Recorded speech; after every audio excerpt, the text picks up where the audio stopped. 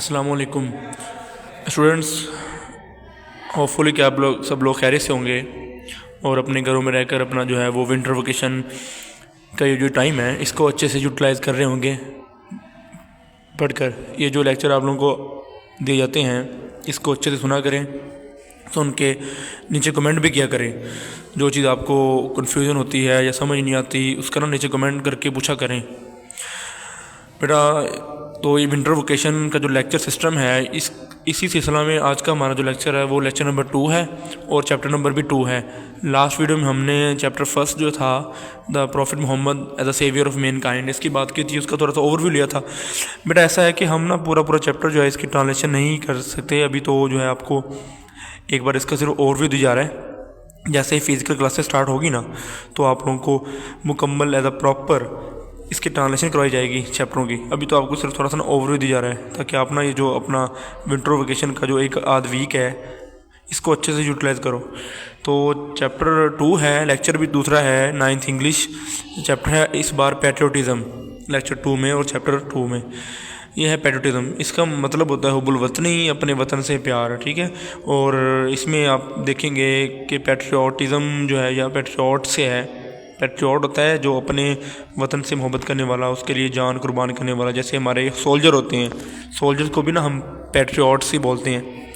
तो इसका अगर देखें इंट्रोडक्शन तो पहले इसका तकरीबन ये पहले पेज पे ना ये जो कुछ इन्फॉर्मेशन है ये प्री रीडिंग है कुछ कि आप पहले क्या जानते हैं इसके बारे में। आप वर्ड जब भी ना कुछ चीज़ पढ़ी जाती है उससे पहले ना उसको ब्रेन स्टॉर्म किया जाता है। ब्रेन स्टॉर्म ये होता है कि आप पहले से उसके बारे में क्या जानते हैं। तो ये ना इस बारे में आपने कुछ बताना है कि know, what to know, learn, कि आप क्या जानते हैं पहले और क्या आपने मज़ीद जानना है और क्या आपने फिर पढ़ के क्या सीख लिया है वो आ जाएगा लर्नड में, लर्नड जो आपने सीख लिया। तो अब आपने जो है वो चैप्टर फर्स्ट के बाद चैप्टर सेकंड पैट्रियोटिज़म, इसमें शुरू में ना इसकी डिफ़ाइन है कि जो है ना पैट्रियोटिज़म वो means love for the Motherland और डिवोशन टू वंस कंट्री।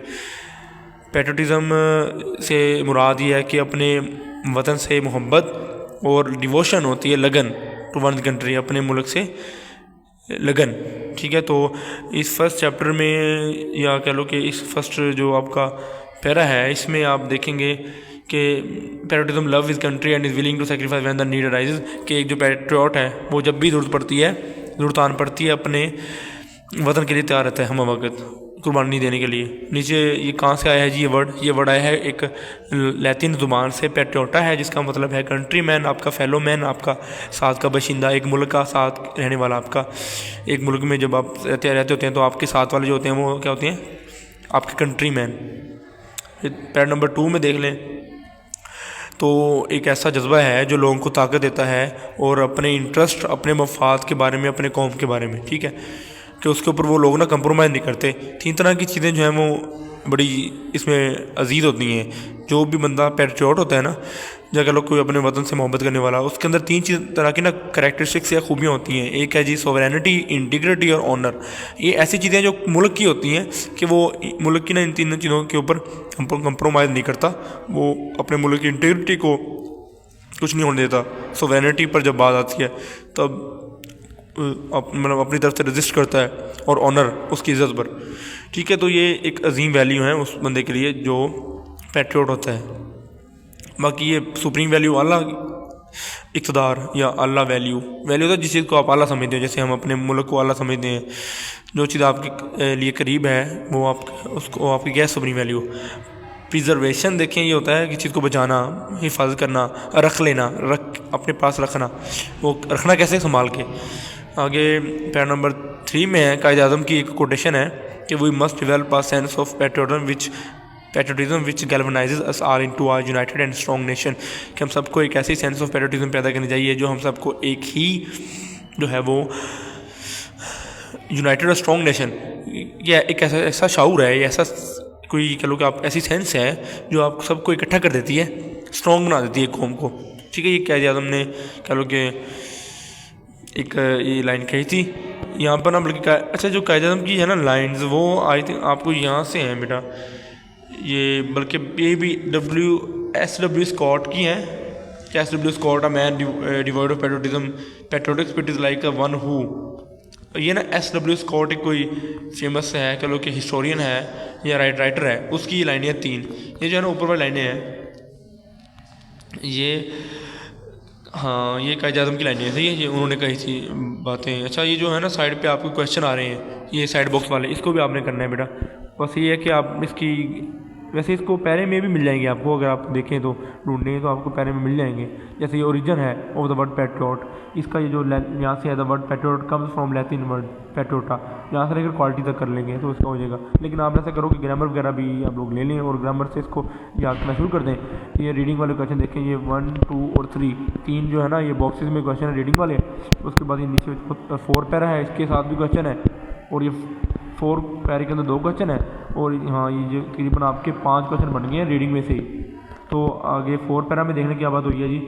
अच्छा 4 पैरा में make us alert in the case of foreign invasion, कि जो ऐसा जज्बा है जो आपको हमेशा चौकन्ना रखता है, जब भी कोई फॉरेन इन्वेजन होती है, हमला होता है, तो आप चौकन्ने रहते हो। कहता है कि पाकिस्तान की हिस्ट्री में बहुत सी ऐसी जंगें आई हैं, कुछ जंगों का जिक्र होगा 1965 की, 1971 की और द कारगिल 1999 की।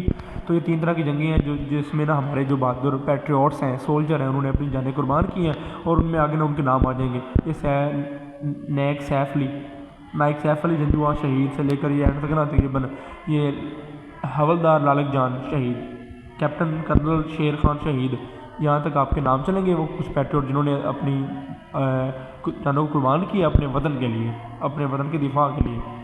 तो यहाँ तक आगे ना बेटा देखें, ये एम्ब्रेस्ड मार्टरडम, ये वर्ड है एम्ब्रेस्ड कबूल करना, मार्टरडम शहादत कबूल करना, ये इसका मतलब है। तो एंड में 5 पैरा है, इसमें देख लें कि वो जो कोटेशन है बस काम की जो है SW स्कॉट की, ये कहता है कि breathes there are the man with the souls of dead. अच्छा एक होता है ब्रेथ, एक होता है ब्रीथ, जो सांस लेना एक्शन होगा ना, वर्ब होगा, वो ब्रीथ होगा, मतलब ई साउंड है, स्पेलिंग की बात नहीं हो रही। तो जो वैसे एज अ सांस आपका जो लेना ये नाउन है ना, तो वो ब्रेथ हो जाएगा। तो यहाँ पर ना नाउन नहीं है, वर्ब है, तो वर्ब है breathe is there the man with soul so dead who never to himself had said this is my own my native land. तो कहता कि ऐसा बंदा है जिसके अंदर ना अपने वतन के लिए जो हुब्बुल वतनी का जज्बा नहीं ना होता, जिसके अंदर वो ऐसा है जो सिर्फ सांस तो लेता है लेकिन डेड होता है, मरा हुआ होता है, जिसने अपने आप को भी ये नहीं कहा ये मेरा अपना वतन है, मेरा अपना नेटिव, मेरा आबाई इलाका। तो ये बेटा था आपका चैप्टर 2। आगे इसके अच्छा करना ये होता है आप लोगों ने कि ट्रांसलेशन पढ़नी होती है, रीडिंग वाले क्वेश्चन पढ़ने होते हैं, और उसके बाद ये मीनिंग पढ़ने होते हैं।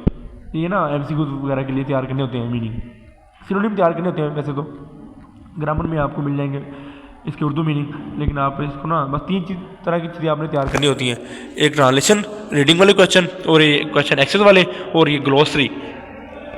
ठीक है, तो ग्लॉसरी में देखें तो पहला कमेंडेबल, काबिल सताइश, जो चीज़ बड़ी काबिल तारीफ़ होना, डिवॉइड के बगैर, डिवोशन लगन, एम्ब्रेस कबूल करना, इंस्टेंस मौका, एग्जाम्पल मार्टरडम शहादत, नेटिव आबाई, यह है प्रिजर्वेशन, मतलब protect to something, to protect और to keep something so that it can not be in vulnerable condition, तो मतलब किसी चीज़ को बचाना, हिफाज करना, स्पिरिट जज्बा, सुप्रीम आला, ये है आपके मीनिंग।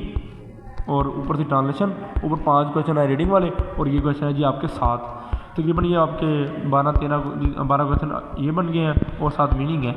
ये सबको ना आपने याद करके लिख के एक एज अ टेस्ट के फॉर्म में भिजवाना है। ठीक है, मतलब आपने ऐसा करना है कि क्वेश्चन लिखने हैं और MCQs भी लिखने हैं आपने ना, ऐसा करना है कि जो है ना ग्लॉसरी है इसके आपके MCQs बना लो। मतलब आप कमेंडेबल मीन के आगे 4 ऑप्शन देके ना वो सही वाला इसमें हो, मतलब ये पूरी सेंस आगे दी हुई है ना, मीनिंग पूरा दिया हुआ, आपने बच्चा इसके 4 ऑप्शन देके उसमें एक सही वाला हो, सिनोनिम जो है वो सही हो। आपने इस तरह से MCQs इनके बना के भेजने हैं ग्लॉसरी के। ये ना पूरी मीनिंग आपने जो है ना सेंस जो दी हुई है, ये नहीं करना आपने, बस इनके इसको एक बार पढ़ लो, ध्यान में बिठा लो, और करना जो आपने ये है कि इसके MCQs बना लेने हैं। वो आपको वैसे इतना ये बन जाएगा, इतना कोई मुश्किल काम नहीं है। आप अगर खुद भी बना सकते हो, ग्रामर में दिए होंगे। और अगर आप AI पे जाएँ ना, मतलब ये व्हाट्सएप की जो मेटा AI होती है इस पर जाएँ, तो उसको भी आप ये सारे ये जो वर्ड हैं ये लिख दें, और उसको कह दें कि मेक मी